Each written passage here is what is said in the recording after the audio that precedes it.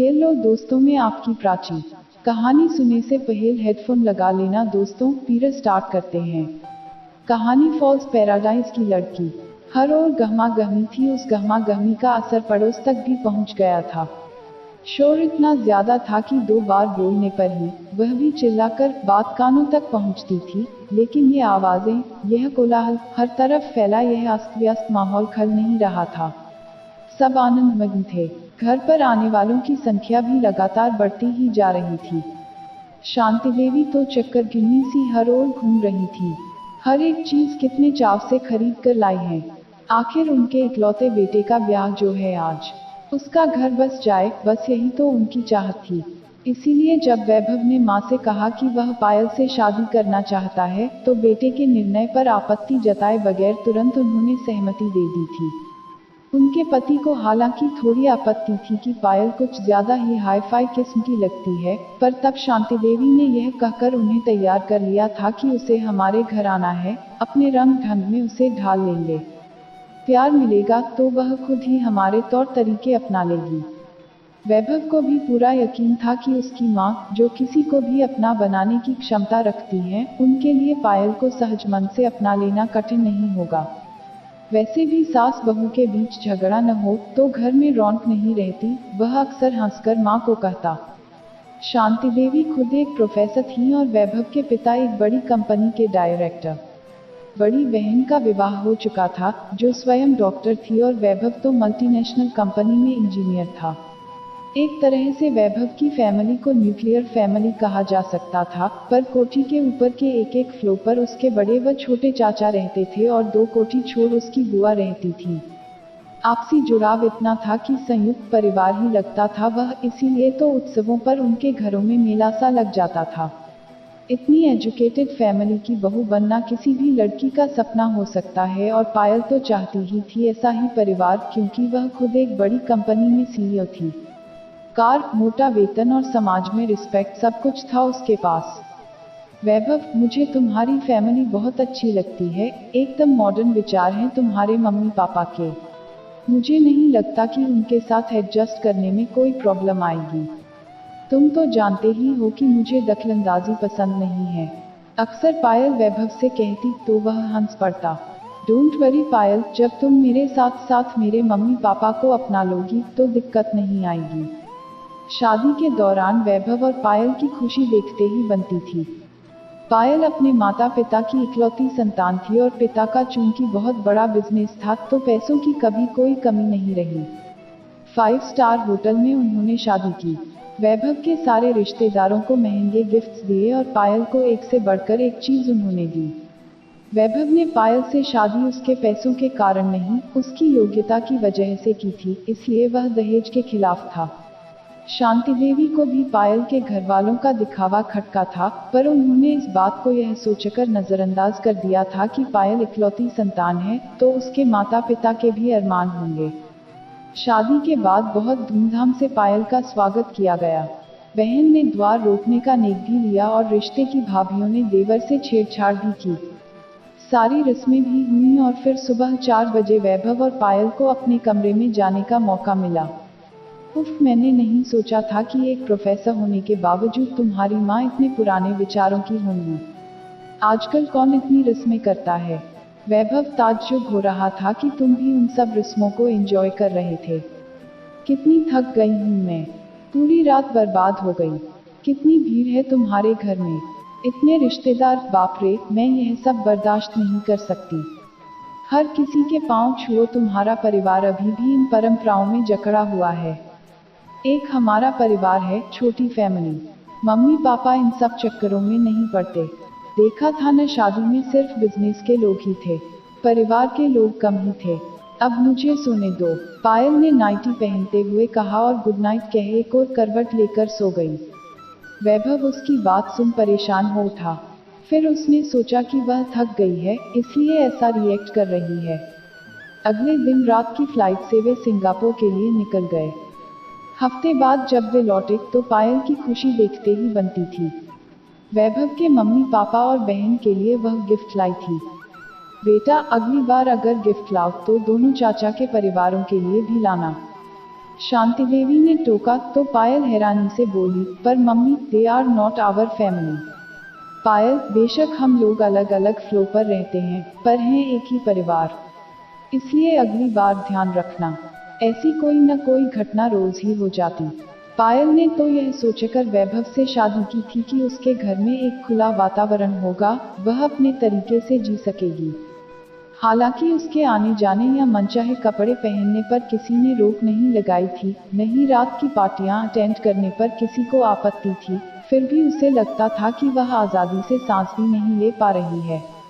वह घर आती तो कभी कोई चाची बैठी होती, कभी कोई नंद या देवर। वैभव को उनसे हंसी मजाक करते देख वह चिढ़ जाती। वैभव, तुम इतने बड़े ओहदे पर हो, इस तरह का हंसी मजाक क्या तुम्हें सूट करता है?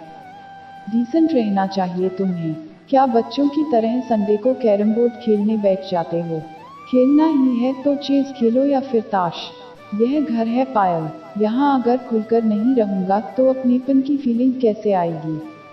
मैं तो कहता हूँ कि तुम भी हमारे साथ खेला करो। कान में ईयरफोन लगाकर म्यूजिक सुनने से कहीं ज्यादा रिलैक्सेशन मिलता है अपनों के साथ छोटी छोटी खुशियाँ बांटने में। Vaibhav, behave like an educated person. मैं देख रही हूँ कि तुम्हारी फैमिली में सभी ऐसे हैं। बड़े चाचा आईएएस अफसर हैं, पर व्यवहार एक लोअर मिडिल क्लास की तरह करते हैं। और तो और तुम्हारी छोटी चाची इंटीरियर डिजाइनर हैं, पर घर में खुद कितनी सादगी से रहती हैं। क्लास नाम की भी कोई चीज होती है, we need to maintain it. Elite class के लोग कम बोलते हैं, सोफिस्टिकेटेड ढंग से रहते हैं, लाइक माई पेरेंट्स। हाँ, जो मुस्कुराते भी नाप तौल के हैं। मुझे समझ नहीं आता कि तुम हर बार एजुकेटेड लोगों का ताना क्यों देने लगती हो। हम अगर शिक्षित हैं तो क्या अपने संस्कारों को न माने, संबंधों की कद्र न करें और सहजता से न जिए? ऐसा किस किताब में लिखा है? धीरे धीरे पायल और वैभव की बहस उनके संबंधों में कड़वाहट लाने लगी थी। पायल की महत्वाकांक्षा और खुद को सबसे परफेक्ट और स्मार्ट मानने का सुपीरियरिटी कॉम्प्लेक्स उसे वैभव के साथ साथ सबसे दूर कर रहा था। पूरा परिवार जब एक साथ बैठा होता तो वह अपने कमरे में बैठी लैपटॉप पर काम कर रही होती। रिश्तों की सूंधी सुगंध को नकारती वह एक ऐसे फॉल्स पैराडाइज में जी रही थी, जिसमें ऊपरी चमक दमक और अपने को बेहतर साबित करने की होड़ सी लगी रहती है, जिसमें बच्चों से भी एक दूरी बनाकर रखना तहजीब माना जाता है। पायल ने भी शायद कभी नजदीक से अपने पेरेंट्स के प्यार को महसूस नहीं किया था, इसलिए वह समझ नहीं पा रही थी कि रिश्तों की महक जिंदगी को सुवासित करने की कितनी क्षमता रखती है। शांति देवी पायल के साथ एडजस्ट करने की कोशिश करती, पर पायल बदलने को तैयार ही नहीं थी। एक दो बार उन्होंने वैभव से बातों बातों में कहा भी कि अगर वह चाहे तो अलग रह सकता है, पर वैभव के लिए ऐसा सोचना भी असंभव था। उसे माँ की गोद में सिर रखकर लेटना अभी भी अच्छा लगता था, उसे पापा के साथ सैर करने में मजा आता था और बहन की चुटियाँ खींचने में वह शर्म महसूस नहीं करता था। पायल ये सब देख चिढ़ जाती। तुम लोग पढ़े लिखे गंवार हो, वह कहती तो वैभव खून का घूंट पीकर रह जाता। वह अजीब सी मनोस्थिति से जूझ रहा था। उनकी शादी हुए 6 महीने बीत चुके थे, लेकिन पायल अभी भी एडजस्ट नहीं हुई थी। सच तो यह था कि वह एडजस्ट होना चाहती ही नहीं थी, इसलिए वैभव पर जोर डालती रहती कि उन्हें अपने फ्लैट में जाकर रहना चाहिए, जो उसके पापा ने उसके नाम से खरीदा था। तुम्हें यहाँ क्या दिक्कत है? तुम देर रात घर लौटती हो, टाइट जीन्स पहनती हो और सिर्फ अपने करियर के बारे में सोचती हो। कभी सोचा है कि तुमने आज तक किचन में पैर तक नहीं रखा है? मम्मी ने कभी तुम्हें इस बात का ताना दिया क्या? तुम अपने मन की करती हो, दूसरों की भावनाओं के बारे में कभी सोचती तक नहीं हो। फिर क्यों अलग होना चाहती हो? आखिर किस चीज की कमी है तुम्हें यहाँ? एक दिन वैभव का आक्रोश फट गया था। मैं किचन में क्यों जाऊँ? असल में कामयाब हो जाने के बावजूद तुम लोगों की सोच मिडिल क्लास ही है, आगे बढ़ने के बारे में सोचना ही नहीं चाहते। उस दिन पायल ने सारी मर्यादाएं पार कर दी थी और सूटकेस लेकर मायके चली गई थी। वैभव ने जब फोन किया था तब पायल ने यही कहा था कि जिस दिन अलग होने की सोचो तभी मैं वापस आऊंगी, वह भी अपने फ्लैट में। पायल को गए 1 महीना बीत गया था। वैभव की चुप्पी के साथ घर में भी सन्नाटा पसरा रहता। एक दिन शाम के समय पायल का फोन आया। वह रो रही थी। वैभव, पापा के बिजनेस में भारी नुकसान हो गया है। बैंक से जो लोन लिया था वह चुका नहीं सके तो बैंक हमारे घर पर कब्जा कर रहा है। हमारी मदद करने के लिए कोई नहीं है। कोई भी रिश्तेदार और मित्र मदद नहीं कर रहे। आएगा भी क्यों? पापा ने उनसे कभी संबंध बनाकर ही नहीं रखे थे। Please help me. मेरी कंपनी भी ज्यादा लोन नहीं दे रही है। जो मेरी सेविंग्स है वह काफी नहीं है। हमारा सब कुछ बिक चुका है। पायल के घर पहुंचने में वैभव के सारे परिवार ने एक पल की भी देर नहीं की। किसी ने एक बार भी उसके कटु व्यवहार का उलाहना नहीं दिया। वैभव ने माँ को देखा तो वह बोली, बेटा है तो वह अपनी ही ना। भूल जा पिछली बातें, अभी उसे हमारी आवश्यकता है। बड़े चाचा ने अपने रसूख से मकान पर कब्जा होने से रोका और सबने मिलकर कर्ज की थोड़ी रकम की अदायगी कर उसे चुकाने की मोहलत भी बढ़वा ली। पायल की आंखों से निरंतर आंसू बह रहे थे।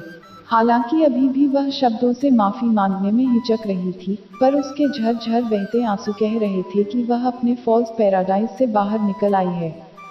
शांति देवी के गले से लगते ही उसे महसूस हुआ कि रिश्तों की सूंधी महक कैसी होती है।